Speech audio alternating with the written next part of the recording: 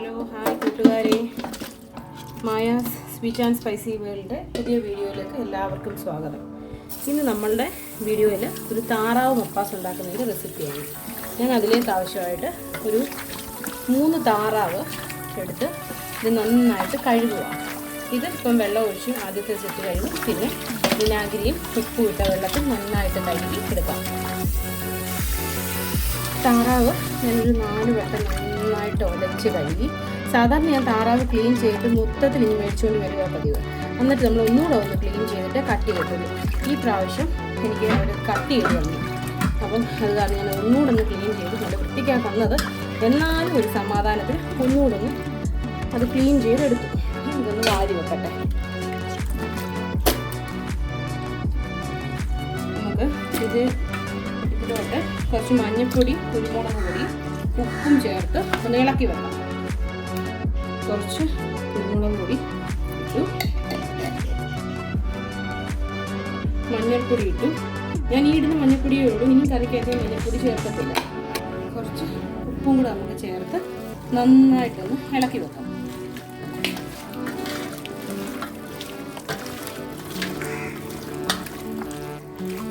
നന്നായിട്ട് മിക്സ് ആയിട്ടുണ്ട്. ഇത് നമുക്ക് ഇങ്ങനെ പെരട്ടി ഒന്ന് അടച്ച് വെച്ചിട്ട് ഇതിലേക്ക് ആവശ്യമുള്ള ഇഞ്ചിയും വെളുത്തുള്ളിയും ബാക്കി സാധനങ്ങളൊക്കെ നമുക്ക് എടുക്കാം. നമുക്ക് ഈ താറാവ് എടുത്ത് കുക്കറിലിട്ട് ഒരു 2 വിസിലടിച്ച് വേവിക്കാം. ഈ താറാവിനെ കുക്കറിലോട്ട് മാറ്റിയിട്ടുണ്ട്. നമുക്ക് തേങ്ങയുടെ 3-ാം പാല് ഞാൻ എടുത്ത് വെച്ചിട്ടുണ്ട്.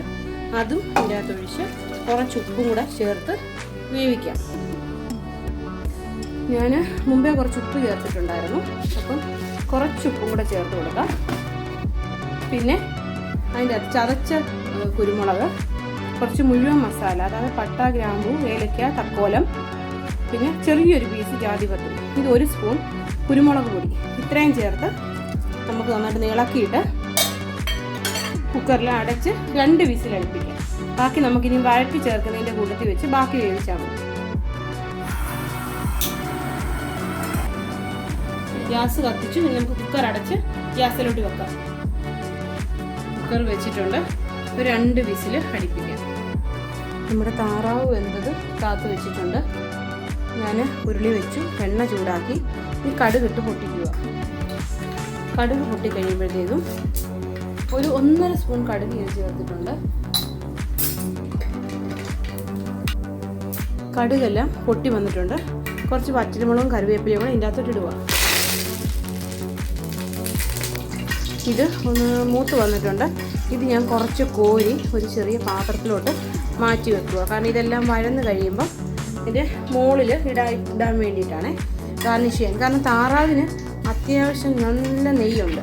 അപ്പം ഈ എണ്ണ, ഇത്രയും എണ്ണയും പിന്നെ നെയ്യും എല്ലാം കൂടെ ആകുമ്പം ഒരുപാടായിപ്പോകും. പിന്നെ ഇപ്പോൾ ഈ വഴറ്റി കഴിഞ്ഞാലും പിന്നെ അതിൻ്റെ മുകളിൽ ഈ കറിവേപ്പിലൊന്നും കിടക്കത്തില്ല. അത് കാരണം ഞാനത് കുറച്ച് കോരി ഒരു പാത്രത്തിൽ മാറ്റി വെച്ചിട്ട് ഫുള്ള് റെഡിയായി കഴിയുമ്പോഴത്തേക്കും അത് അതിൻ്റെ മുകളിലോട്ട് കറിയെല്ലാം റെഡിയായി കഴിയുമ്പോൾ ചേർക്കാറാണ് പതിവ്. അപ്പോൾ നമുക്ക് ഇതിപ്പോൾ കുറച്ച് കോരി വെച്ചിട്ടുണ്ട്. കടുകും കൂടെ കുറച്ചൊന്ന് കോരി വെക്കാം. കോരി വെച്ചിട്ട് ഇനി ഇതിലോട്ട് ഞാനൊരു 5 വലിയ സവോള എടുത്തോണ്ട്, വലിയ സവോളയായിരുന്നു 5 എണ്ണം, അതിൻ്റെ അകത്തോട്ട് ഇട്ട് കൊടുക്കുക. നമുക്ക് നന്നായിട്ടൊന്ന് ഇളക്കി കൊടുക്കാം. ഇത് ചെറുതായിട്ടൊന്ന് വഴന്ന് വരട്ടെ. സവോള ചെറുതായിട്ടൊന്ന് വാടി അതിൻ്റെ അകത്തോട്ട് ഒരു 5 വലിയ കഷ്ണം വെളുത്തുള്ളി, പിന്നെ ഒരു 1.5 ഇഞ്ച് നീളത്തിലുള്ള ഇഞ്ചി ചെറുതായിട്ട് അരിഞ്ഞത്, ഇതിൻ്റെ അകത്ത് കുറച്ച് ഇഞ്ചി വെളുത്തുള്ളി പേസ്റ്റ് ഞാൻ ചേർക്കുന്നുണ്ട്. ഇതൊക്കെ ഒന്ന് വഴന്ന് വന്ന ശേഷമേ അത് ചേർക്കത്തുള്ളൂ. ഇതിപ്പം ശേഷം ചേർക്കുന്നേ ഉള്ളൂ. അതിൻ്റെ കൂടെ ഒരു 4 ഉരുളക്കിഴങ്ങ് അതും കൂടെ ചേർത്ത് കൊടുക്കാം. അതും കൂടെ ചേർത്ത് നന്നായിട്ട് വഴറ്റി കൊടുക്കാം. ഇതിലേക്ക് ഞാൻ കുറച്ച് ഉപ്പും കൂടെ ചേർത്ത് കൊടുക്കുക. ഉപ്പ് ഞാൻ ആദ്യം മറ്റേ താറാവ് കുക്കറിൽ വെച്ചപ്പോഴും ഉപ്പ് ചേർത്തായിരുന്നു. അത് പുരട്ടി വെച്ചപ്പോഴും ഞാൻ കുറച്ച് ഉപ്പ് ചേർത്തതാണ്. അത് കാരണം കുറച്ചേ വെച്ച് കൊടുത്തിട്ടുള്ളൂ. ഇതൊന്ന് വഴന്ന് വരാൻ മാത്രം കുറച്ചേ ഇട്ട് കൊടുത്തിട്ടുള്ളൂ. ഇനി നമുക്കൊന്ന് അടച്ച് വെച്ച് വേവിക്കാം. ഇത് കുറച്ചൊന്ന് വഴന്നു വന്നിട്ടുണ്ട്, പകുതി വഴന്നു. അതിലോട്ട് ഒരു 10 പച്ചമുളക്, വലിയ പച്ചമുളക്, അത് 2-3 കഷ്ണങ്ങളായിട്ടാണ് ഈ കീറി ഇട്ടേക്കുന്നത്. അത് ഇത്രയും നീര് തോന്നി, വലിയ പച്ചമുളകായിരുന്നേ. ചിലത് നല്ല എരിവുള്ളത് കൊണ്ട് ചിലത് എരിവ് കുറഞ്ഞതുകൊണ്ട് വലിയ പച്ചമുളകായിരുന്നു. അതും കൂടെ നമുക്ക് ഇതിനകത്ത് വെച്ച് ഒന്ന് അടച്ച് വെച്ചൊന്ന് വേവിക്കാം. ഇതിലോട്ട് ഞാൻ 1 സ്പൂൺ ഇഞ്ചി വെളുത്തുള്ളി പേസ്റ്റ് ചേർത്ത് കൊടുക്കും. നമ്മൾ കുറച്ച് ഇട്ടതായിരുന്നല്ലോ ഇഞ്ചി വെളുത്തുള്ളി അരിഞ്ഞത്, കുറച്ച് 1 സ്പൂൺ നിറച്ച് ചേർത്ത് കൊടുത്തിട്ടുണ്ട്. ഇത് നന്നായിട്ടൊന്ന് പച്ചമണം മാറാൻ വരെ ഇളക്കി കൊടുക്കണം. പച്ചമുളകിൻ്റെ പച്ചമണം മാറി വരുന്നതേ ഉള്ളൂ, കറക്റ്റ് ഒന്ന് മാറട്ടെ. നമുക്ക് ഒന്നുകൂടെ നന്നായിട്ടൊന്ന് ഇളക്കി കൊടുക്കണം. ഇത് ഏകദേശം 3/4 വഴന്നിട്ടുണ്ട്. ഇതിലോട്ട് ഞാൻ ഒരു 3 ടേബിൾ സ്പൂൺ മല്ലിപ്പൊടി ചേർത്ത് കൊടുത്തു. ഞാൻ ഇളക്കുകയാണ്. കുറച്ച് മല്ലിപ്പൊടിയും കൂടെ ചേർത്ത് കൊടുക്കാം. ഒരു ടീസ്പൂൺ കൂടെ ചേർത്ത് കൊടുത്തിട്ടുണ്ട്. ഈ മല്ലിപ്പൊടി നന്നായിട്ടൊന്ന് ഇളക്കി ഇതിൻ്റെ ആ പച്ചമണം ഒന്ന് മാറിക്കിട്ടണം. ഇതിലോട്ട് ഞാൻ കുറച്ച് മസാലപ്പൊടിയും കൂടെ ചേർത്ത് കൊടുക്കുക. ആദ്യം മസാല മുഴുവനായിട്ട് കുറച്ച് താറാവിൻ്റെ അകത്ത് ചേർത്തിട്ടുണ്ട്. ഇത് ഞാൻ ഒരു 2 ടീസ്പൂൺ മസാലപ്പൊടി, ഇത് ഞാൻ തന്നെ ഇവിടെ പൊടിച്ച താറാവിന് വേണ്ടി ഞാൻ തന്നെ പൊടിക്കുന്ന കുറച്ച് ഏറെ കുരുമുളക്, പട്ട, ഗ്രാമ്പൂ, ഏലക്ക, തക്കോലം, പിന്നെ കുറച്ചേറെ പെരിഞ്ചീരം ഉള്ളി ചേർക്കും, കുരുമുളകും ചേർക്കും. ഇത്രയും സാധനം നന്നായിട്ട് മിക്സിയിൽ പൊടിച്ചെടുത്തിട്ട് ആ മസാലയാണ് ഞാനിതിൽ ചേർക്കുന്നത്. ഇനി ഇതിലേക്ക് നമുക്ക് 2ാം പാൽ ഞാൻ എടുത്ത് വെച്ചിട്ടുണ്ട്, അത് ചേർക്കണം. അതിന് മുന്നായിട്ട് ഇതിലോട്ട് ഞാൻ താറാവ് വേവിച്ച് വെച്ചേക്കുന്ന താറാവ് ചേർത്ത് കൊടുക്കുക. താറാവ് 3 വിസിലാണ് അടിക്കേണ്ടത്, ഞാൻ 2 വിസിലടിപ്പിച്ചു. ഇനി ഇതിൻ്റെ അകത്ത് കിടന്ന് ബാക്കി വെന്തോളൂ.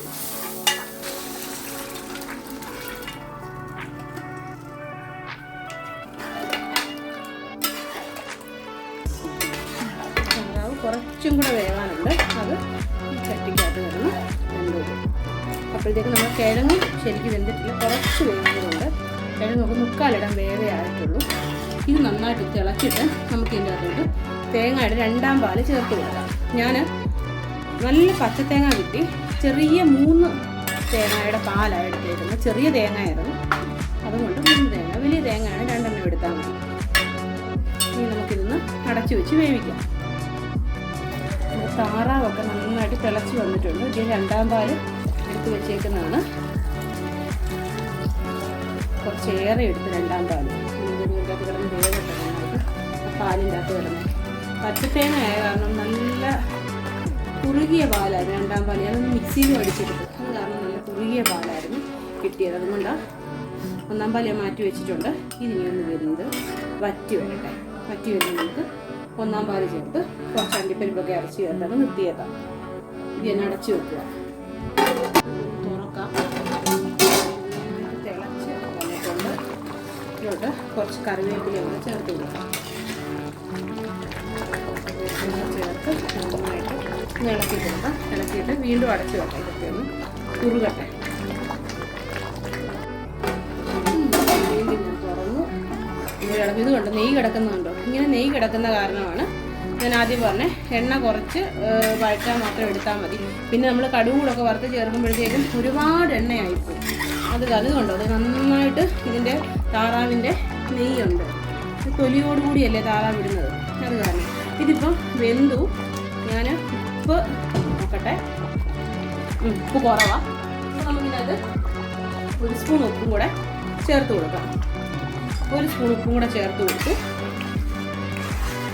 നന്നായിട്ട് ഇളക്കുക. ഇതിപ്പം അത്യാവശ്യം കുറുകി വന്നിട്ടുണ്ട്. ഇനിയിപ്പം ഇതിൻ്റെ അകത്തോട്ട് ഞാൻ നമ്മുടെ 1ാം പാൽ എടുത്ത് വെച്ചിട്ടുണ്ടായിരുന്നു. അതിൻ്റെ അകത്ത് കുറച്ച് അണ്ടിപ്പരിപ്പും കൂടെ അരച്ച് ചേർത്ത് എടുത്തേക്കുന്ന ഇത് ഞാൻ ഇതിലോട്ട് ഗ്യാസിൻ്റെ ഗ്യാസ് കുറച്ച് വെച്ചു ഇതിലോട്ട് ഇത് ഒഴിച്ച് മിക്സ് ചെയ്യുക.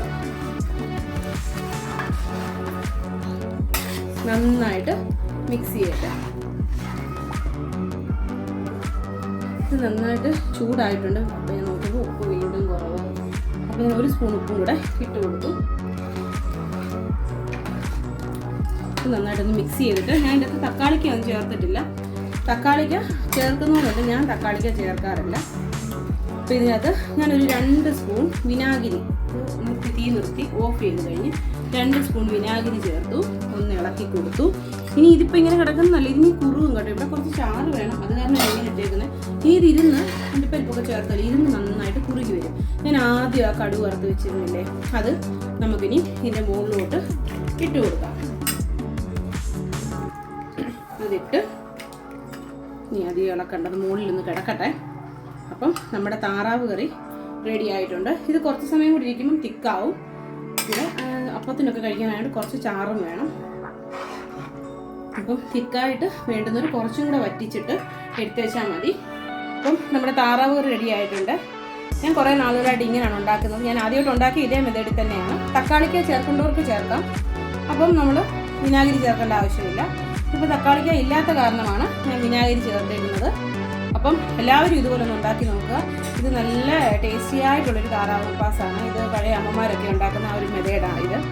അപ്പോൾ പഴമയുടെ ഒരു ടേസ്റ്റ് ഈ മപ്പാസിനുണ്ട്. അപ്പോൾ എല്ലാവരും ഉണ്ടാക്കി നോക്കുക. എൻ്റെ വീഡിയോ ഇഷ്ടമായെങ്കിൽ എല്ലാവരും ലൈക്ക് ചെയ്യുക, ഷെയർ ചെയ്യുക, സബ്സ്ക്രൈബ് ചെയ്യുക, ബെല്ലൈക്കൺ പ്രസ് ചെയ്യുക. അപ്പം എല്ലാവരും ഉണ്ടാക്കി നോക്കുമെന്ന് വിശ്വസിക്കുന്നു. അടുത്ത വീഡിയോയിൽ കാണും വരെ ഓക്കെ, ബൈ, ടേക്ക് കെയർ.